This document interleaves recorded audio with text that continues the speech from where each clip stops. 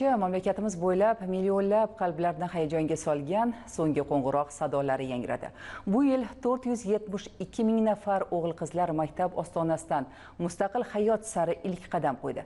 Davlatimiz rahbarining bitiruvchilarga yo'llagan tabrigida ta'kidlagandek, biz bugun kelajak rejalarini tuzayotgan farzandlarimiz timsolida yangi O'zbekistonni dunyoga tarannum etadigan bunyodkor kuchni ko'ramiz.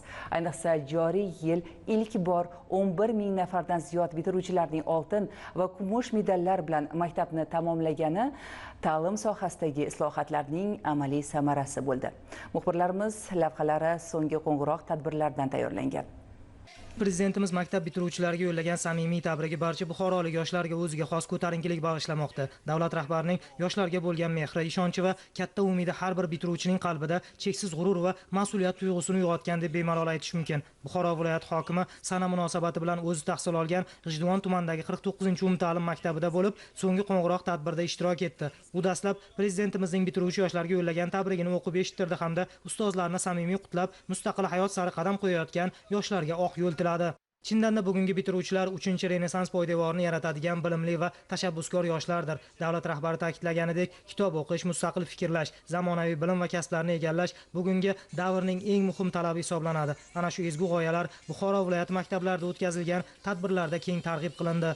Men bu maktabga barcha maqsadlarimga erishishga muvaffaq bo'ldim. Muddatdan oldin Singapur Management rivojlanish institutiga o'qishga kirdim. Kelajakda albatta yurtimiz taraqqiyotiga o'zimning hissamni qo'shishga va'da beraman. Ma'lumot uchun Buxoro viloyatidagi 544 ta maktablarda 23740 nafar 11-sinf bitiruvchilari qadrdon maktablari, mehribon ustozlari bilan xayrlashdilar. Mustaqil hayot sari qadam tashlayotgan ushbu yigit-qizlarning 426 nafari o'qishni oltin, 127 nafari kumush medal bilan yakunlamoqda. Eng muhimi, ulardan 2000 nafari muddatdan oldin talabalik baxtiga erishgan va 200 nafari xorijning yetakchi oliygohlarida o'qish huquqini qo'lga kiritgan. Endilikda bu yoshlar yangi O'zbekistonning ertangi bunyodkorlari sifatida marrani yanada kattaroq olishlariga shubha yo'q.